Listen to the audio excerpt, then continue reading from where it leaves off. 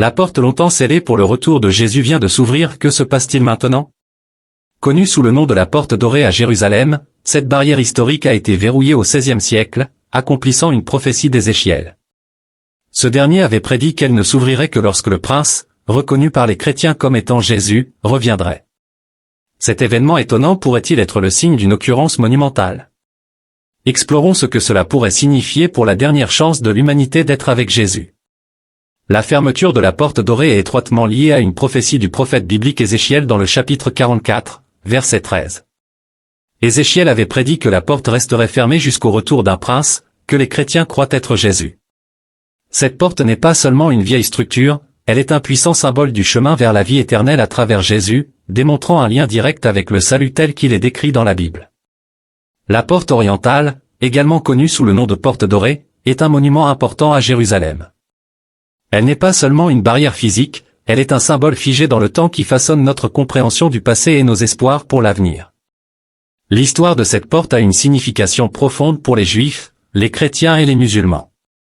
Cette porte ancienne est importante non seulement pour la configuration de Jérusalem, mais aussi pour les récits spirituels de ces grandes religions. Historiquement, on croit que la porte orientale est l'entrée par laquelle le Messie entrera à Jérusalem. Cette croyance est enracinée dans la prophétie religieuse, en particulier dans le christianisme et le judaïsme, ajoutant une grande importance spirituelle à ces portes scellées. Mais ce n'est pas la seule partie intéressante. Le sultan Soliman a scellé la porte au XVIe siècle, ce qui était bien plus qu'une simple décision défensive ou architecturale.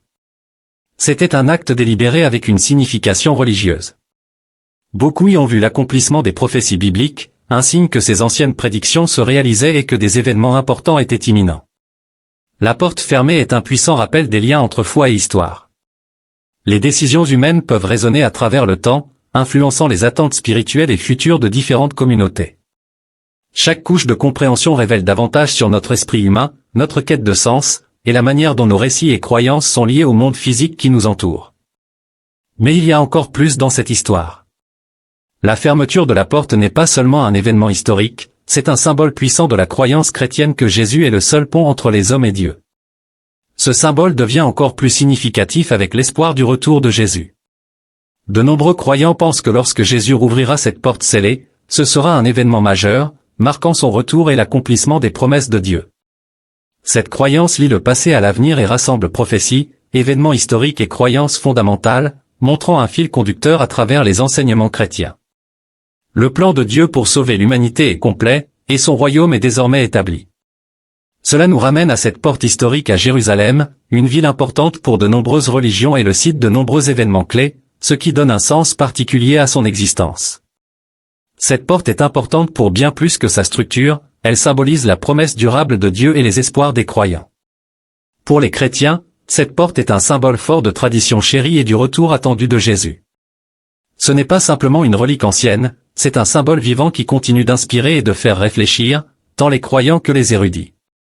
Elle montre la puissance durable de la foi, reliant les mondes physiques et spirituels et influençant les pensées religieuses d'aujourd'hui. Le monde spirituel et physique se croisent, influençant les pensées religieuses d'aujourd'hui. La vieille ville de Jérusalem est entourée de murs solides avec 8 portes principales. La porte orientale, qui fait face au mont des Oliviers, est particulièrement notable parce qu'elle est fermée et est considérée comme la plus ancienne, construite autour de 520 après Jésus-Christ. Les chrétiens l'appellent la « porte dorée » en raison de son importance historique et spirituelle. Elle joue un rôle majeur dans l'histoire continue de la foi et des prophéties dans cette région. Mais ce n'est pas la partie la plus surprenante. La porte orientale, avec sa riche histoire, est un symbole d'espoir et d'accomplissement pour de nombreux croyants. Le fait qu'elle reste fermée ajoute une couche de mystère et de signification, entraînant diverses interprétations et prophéties. On croit que la fermeture de cette porte est liée à des événements importants dans les textes religieux, ce qui en fait un point de focalisation pour ceux qui étudient les prophéties.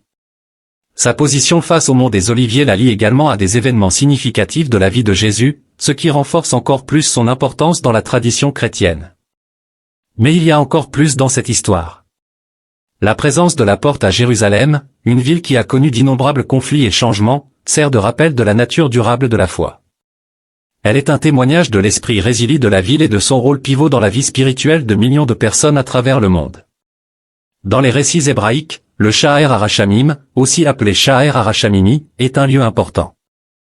Il est le point le plus proche de l'emplacement où se trouvait autrefois le temple juif, ce qui en fait un endroit spécial où les Juifs se rassemblent pour prier.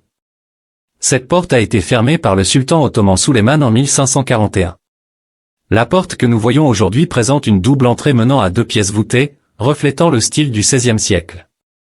Cette porte, connue sous le nom de la porte dorée, se trouve sur le côté nord du mur oriental du mont du Temple. Elle a été construite et reconstruite à travers différentes périodes historiques.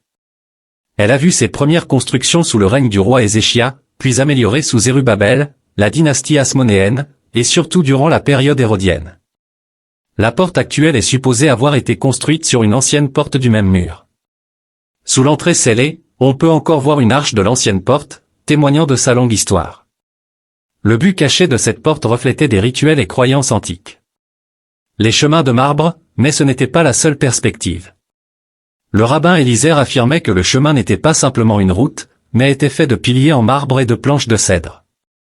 Ce chemin n'était pas pour tout le monde, il était réservé aux grands prêtres et à ses assistants lors des grandes cérémonies religieuses, comme les rituels avec la vache rousse ou le bouc émissaire lors de Yom Kippour. Cette porte spéciale, appelée la porte de Suse, avait un but unique et était cruciale pour ses importantes pratiques religieuses. Certains historiens affirment que la porte que nous voyons aujourd'hui a été construite vers 520 après Jésus-Christ, pendant l'ère byzantine.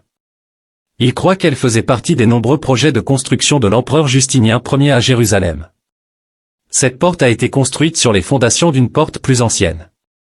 Mais il y a une autre opinion, certains pensent que la porte a été construite plus tard, au 7e siècle, par des artisans byzantins travaillant pour les califes omeyyades. Mais ce n'était pas la partie la plus intéressante. L'archéologue néerlandais Linrit Meyer, qui a étudié la porte dans les années 1970, l'importance de la porte dorée et ce qu'elle symbolise au-delà de sa simple apparence physique. Contrairement aux autres portes qui se fondent harmonieusement dans les murs environnants, le côté de la porte dorée avance de 2 mètres, la faisant ressortir. Cette porte est dotée de 2 côtés richement décorés, mettant en lumière le savoir-faire de ses bâtisseurs. La structure comporte 2 passages principaux, clairement visibles dans sa conception. Au rez-de-chaussée, une salle voûtée est divisée en 2 nefs par 4 colonnes solides. Ces nefs mènent les visiteurs à la porte de la Miséricorde, appelée Bab al-Rahma, et à la porte du Repentir, connue sous le nom de Bab al-Toba. À l'étage, il y a une salle avec 2 grandes coupoles sur le toit et 3 paires de plus petites coupoles couvrant les chemins en dessous. Mais ce n'est pas la partie la plus intrigante. Historiquement, le côté de la porte possédait 2 grandes entrées, chacune avec un arc en plein cintre et une bande décorative, séparée par une colonne robuste. Ces portes, mesurant chacune 3,90 mètres de large, ont été scellées durant la période ottomane, donnant à la porte une apparence solennelle. Le design de la porte dorée ressemble beaucoup à d'autres bâtiments de la région du Levant, témoignant d'un mélange d'influences culturelles. La grande salle, à laquelle on accède par les ouvertures de la porte, mène à un espace voûté rectangulaire de 20,37 mètres de long et de 10,50 mètres de large. À l'origine, cet espace comptait 6 coupoles elliptiques peu profondes, mais elles ont ensuite été remplacées par 2 plus grandes coupoles. Ces coupoles sont soutenues par des arcs s'élevant à partir de 2 pilastres à l'entrée et de 2 colonnes centrales, créant un rythme élégant qui guide les visiteurs à travers cet espace historique et spirituel. Mais ce n'est pas la fin de l'histoire. La combinaison de ces éléments de design, de la riche histoire et du mélange d'influences culturelles, fait de la porte dorée une partie vraiment unique et fascinante de la zone d'Al-Aqsa. Ce n'est pas qu'une simple porte, c'est un passage à travers le temps et la culture, mettant en valeur l'incroyable savoir-faire et le génie architectural de ses créateurs. La conception de la porte dorée présente une caractéristique unique où la façade s'avance de 2 mètres par rapport au mur. Cette particularité inhabituelle nous amène à nous interroger sur la signification cachée de cette architecture singulière, au-delà de sa simple apparence. Finalement, la porte dorée est bien plus qu'un vestige ancien, elle est un témoignage vivant des espoirs, des croyances et des prophéties des générations qui l'ont construite, utilisée et vénérée à travers les âges. L'objectif et l'importance historique de la porte. La porte dorée possède une longue et fascinante histoire. Elle a été ouverte et fermée à plusieurs reprises au fil des siècles. Les musulmans l'ont d'abord scellée en 810. Les croisés l'ont rouverte en 1102, mais Saladin l'a de nouveau scellée en 1187. Plus tard, en 1541, le sultan ottoman Soliman le Magnifique a restauré la porte et les murs de la ville environnant, pour ensuite la sceller définitivement. Cette fermeture a perduré jusqu'à aujourd'hui. Soliman a scellé la porte pour plus que des raisons de défense. La porte scellée, l'héritage et la prophétie de Soliman. Le choix de Soliman de sceller la porte pourrait avoir été motivé par des raisons de défense, mais il est également lié à des croyances religieuses. La tradition juive dit que le Messie entrera par la porte dorée. Connaissant cela, Soliman, conscient que les musulmans considèrent également Jésus comme un Messie, l'a peut-être scellé pour empêcher tout faux Messie d'entrer. Pour s'en assurer, les Ottomans ont construit un cimetière devant la porte, pensant qu'Élie, qui est censé venir avant le Messie, ne pourrait pas traverser un cimetière. Cependant, certaines lois juives permettent des exceptions pour que les prêtres entrent dans les cimetières. Plus récemment, les autorités israéliennes ont fermé l'accès à la porte dorée sur le mont du Temple en 2003, car elle était gérée par un groupe lié au Hamas. Cela visait également à stopper des constructions non autorisées par le Waqf islamique, qui endommageaient d'anciens artefacts juifs. Malgré ces problèmes, l'intérieur de la porte a été rouvert aux fidèles musulmans en février 2019. Cependant, la porte elle-même reste scellée. Cette fermeture continue montre comment l'histoire, la religion et la politique continuent de façonner l'histoire de la porte dorée. Au fil des siècles, les murs et les portes de Jérusalem ont été détruits et reconstruits à de nombreuses reprises. La porte orientale se distingue comme la plus ancienne, restant à sa place d'origine tout au long de l'histoire. Pendant la grande reconstruction menée par Soliman le Magnifique entre 1539 et 1542, cette porte est restée inchangée. De grandes pierres datant du VIe siècle avant Jésus-Christ, probablement placées à l'époque de Néhémie, témoignent de ses racines historiques profondes. Mais ce n'est pas la partie la plus intéressante. En 1541, Soliman a décidé de sceller la porte orientale. Ce n'était pas simplement une décision de construction, cela portait une signification profonde. Cela accomplissait une prophétie du livre biblique d'Ézéchiel, écrite plus de 2000 ans plus tôt. Le choix de Soliman de bloquer la porte était intrigant, compte tenu de sa foi islamique, mais cela soulignait les connexions entre différentes religions et l'importance partagée de cette ancienne ville. La porte scellée a également fait face à des défis. Pendant la guerre des 6 jours, certains soldats juifs voulaient forcer l'ouverture de la porte orientale, pensant que ce serait une grande victoire. Cependant, un chef juif orthodoxe s'y est fermement opposé. Il croyait que la porte devait rester fermée et ne devait être ouverte que lorsque le Messie arriverait, une croyance enracinée dans la tradition religieuse. Mais ce n'était pas la fin de l'histoire. Pendant la Première Guerre mondiale, en 1917, les autorités musulmanes prévoyaient de détruire la porte entièrement pour briser la prophétie et prendre le contrôle. Cependant, leurs plans ont échoué. Le jour où ils prévoyaient de la démolir, la ville est passée sous contrôle britannique. Ce revirement inattendu a sauvé la porte de la destruction, perpétuant ainsi son rôle dans les prophéties et les traditions religieuses. Ajoutons une autre dimension à la complexité historique et spirituelle entourant la porte orientale, car les actions de chaque groupe semblent faire partie d'un schéma plus vaste et invisible de destin et de croyances. Les rabbins juifs croient profondément que le Messie viendra comme un puissant leader militaire de l'Est. Ils pensent que ce sauveur entrera par la porte orientale de Jérusalem, annonçant la liberté pour la ville. Pour empêcher cela, les musulmans ont scellé la porte il y a des siècles et y ont placé un cimetière devant. Ils croyaient qu'aucun rabbin pieux ne traverserait un cimetière, empêchant ainsi la prophétie de se réaliser. Mais cette action n'a fait que mettre en lumière la prophétie qu'ils essayaient d'arrêter. Ce mélange d'actions et de prédictions anciennes est également visible dans le Nouveau Testament. Dans Actes 2, Pierre cite le prophète Joël pour expliquer les événements de la Pentecôte. Les paroles de Joël sont généralement liées à la seconde venue du Christ. Cela renvoie à la porte dorée et à sa mention. Dans Ézéchiel 44, 1-2, où il est suggéré que cette porte sera importante dans les événements futurs. L'utilisation par Pierre de cette prophétie, sans que Jésus ne mentionne la porte orientale, laisse entrevoir une signification plus profonde. Peut-être que la porte dorée nous donne un petit aperçu de ce qui est à venir. Le terme avant-goût, signifiant un aperçu, nous permet de voir la porte dorée comme un signe précoce de la future porte orientale dans le royaume millénaire. Cependant, nous devons équilibrer cette vue avec les enseignements clairs de la Bible, et non seulement avec des événements ou croyances anciens. Certains experts théologiques discutent de la croyance liant la porte dorée aux visions d'un portail du temple d'Ézéchiel, mais ces idées varient. De nombreux chercheurs affirment qu'Ézéchiel parlait d'une porte du temple, et non de l'actuelle porte dorée. Il y a aussi une tradition juive intéressante disant que la porte dorée scellée est liée au retour attendu de la Shekinah, la présence de Dieu, ALGE messianique. Cela rend la porte dorée plus qu'une simple porte, c'est un symbole d'espoir et de promesse divine.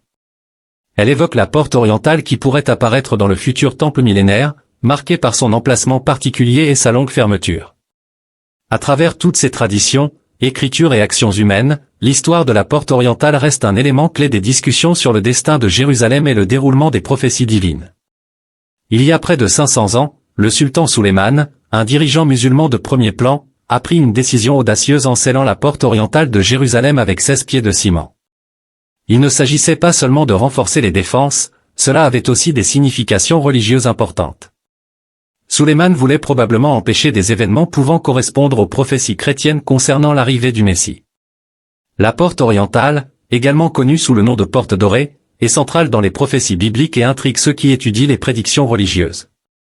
Le livre d'Ézéchiel dans la Bible parle plusieurs fois de cette porte. Par exemple, dans Ézéchiel 10, 18-19, il mentionne la gloire du Seigneur quittant le temple par cette porte, se dirigeant vers le mont des Oliviers. Plus tard, dans Ézéchiel 11h23, cette gloire revient au temple depuis la même direction. La prophétie de la porte lie les événements passés aux espoirs futurs. Déverrouiller les prophéties, les mystères de la porte orientale dans Ézéchiel 43, 1-5, le prophète décrit la gloire du Seigneur réintégrant le temple par la porte orientale, symbolisant un renouveau spirituel significatif. Cependant, Ézéchiel 44, 1-2 ajoute une touche intéressante, indiquant que la porte doit être fermée parce que le Seigneur, le Dieu d'Israël, est passé par elle, suggérant que personne d'autre n'est digne de la traverser après lui. Mais ce n'est pas la partie la plus intrigante. Ézéchiel 46, 12 parle d'un prince autorisé à utiliser la porte pour les offrandes. Beaucoup croient qu'il s'agit d'une référence directe à Jésus-Christ. Cela s'inscrit dans le récit du Nouveau Testament dans Matthieu 21, 1-11, où l'entrée triomphale de Jésus à Jérusalem reflète le retour prophétique de la gloire du Seigneur. Les autorités musulmanes ayant scellé la porte, certains voient cela comme l'accomplissement de la prophétie pour fermer la porte de façon permanente. Ce scellement a conduit à des spéculations continues parmi ceux qui croient que la porte ne s'ouvrira que lorsque le Christ reviendra pour sa seconde venue, entrant à Jérusalem par la porte orientale maintenant fermée, comme le prévoit Zacharie 14h4. Mais l'histoire ne s'arrête pas là.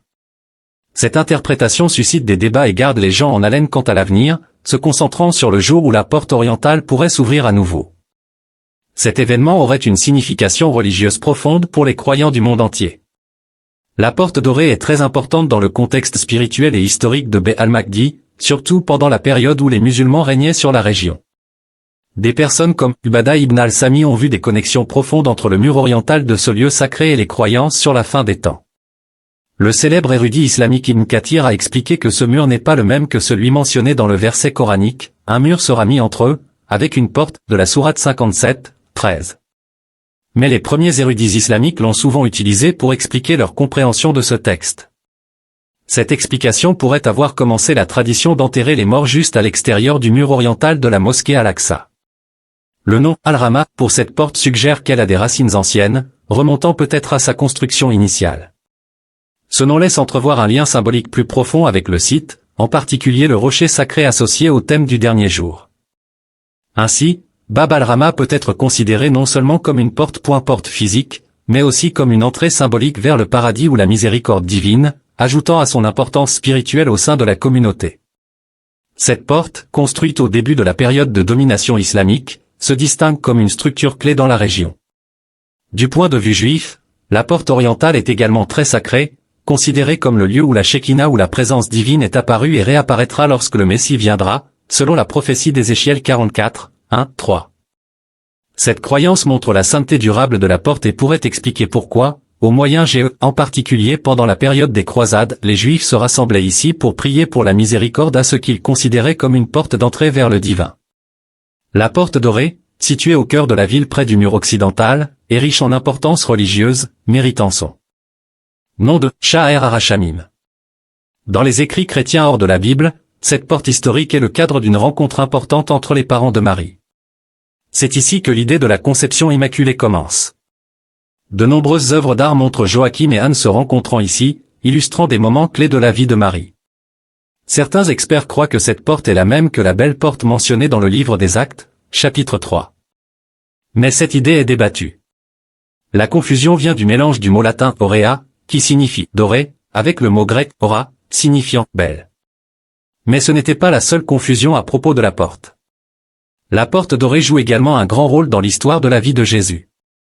Selon la Bible, Jésus est entré à Jérusalem par cette porte le dimanche des Rameaux, montant un âne. Cet acte accomplissait une prophétie faite par Ézéchiel dans son livre, chapitre 44, 1-3.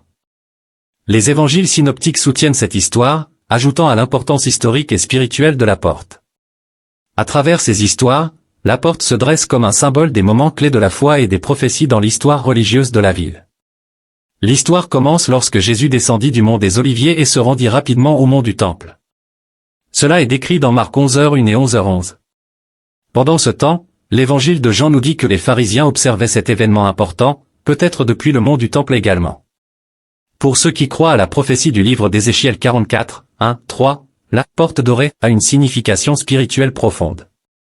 Pour les musulmans, cette porte est appelée Bab al-Rahma, ce qui signifie porte dorée, et elle est également vue comme la porte de la vie éternelle. Mais ce n'est pas la partie la plus intéressante.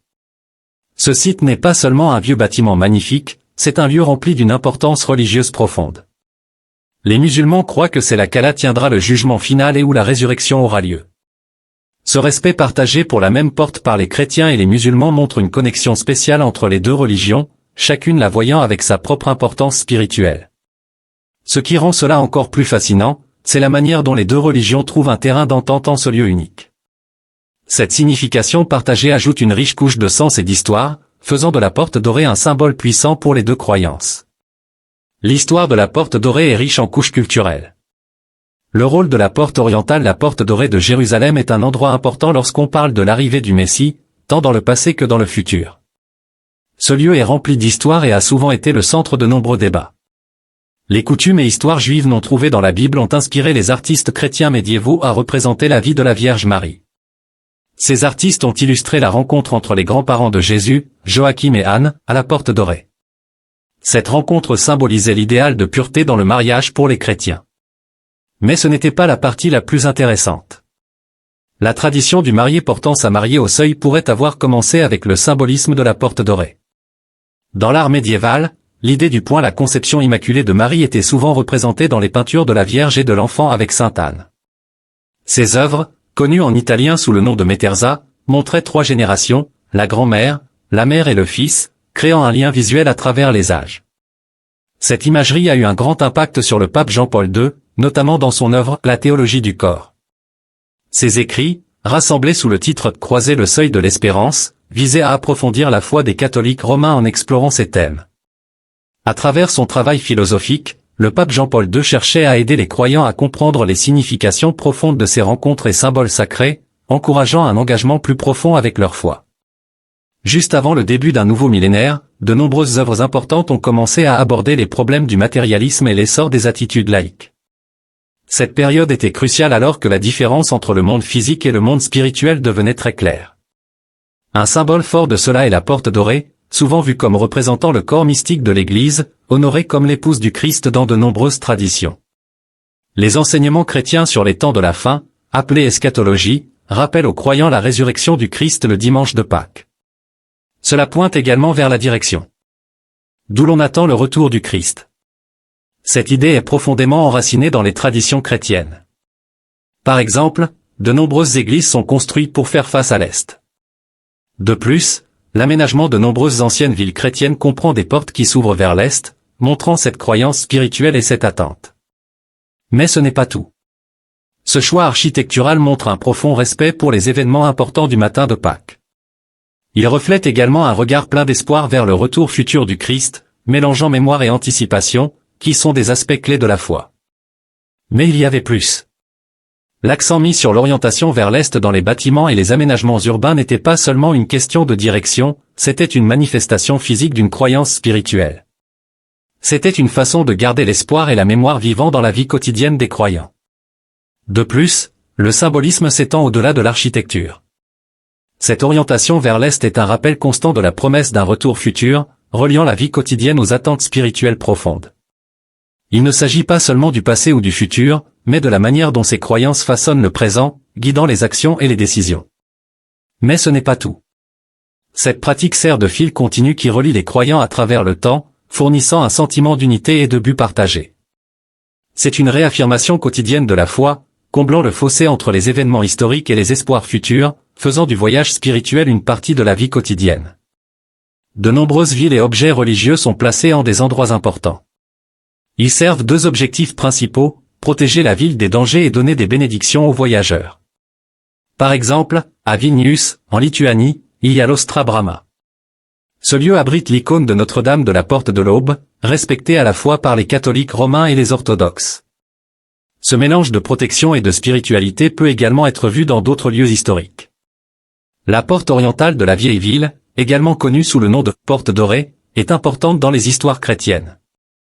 On croit que c'est là que les parents de Marie se sont rencontrés à nouveau après l'Annonciation, faisant d'elle un symbole de la naissance virginale de Jésus. De plus, certaines histoires disent que Jésus est passé par cette porte le dimanche des Rameaux, ajoutant à son importance. Mais ce n'est pas la partie la plus intrigante. Au fil du temps, la porte orientale scellée de Jérusalem est devenue plus qu'une simple barrière physique. Elle symbolise de nombreux événements historiques, prophéties spirituelles et foi profonde. L'histoire de cette porte est compliquée et liée à de nombreux moments religieux importants. De sa fermeture par le sultan Sulayman à sa mention dans la Bible par Ézéchiel, la porte orientale invite les gens à explorer son histoire riche et sa signification spirituelle. Ces événements en font un lieu clé pour ceux qui souhaitent se connecter avec les aspects historiques et mystiques de leur foi. La porte, riche en histoire religieuse, occupe une place importante dans l'aménagement de la ville. Au fil des ans, elle a été témoin de nombreux événements significatifs, devenant plus qu'une simple structure, elle est un profond symbole reliant le terrestre au divin. Pendant des siècles, elle est restée fermée, se tenant comme un symbole intemporel du lien entre les gens et le divin. Cet héritage ancien de la porte nous relie-t-il vraiment au divin, ou est-ce simplement un symbole façonné par la perception humaine? Comme toujours, laissez un commentaire et abonnez-vous pour en savoir plus.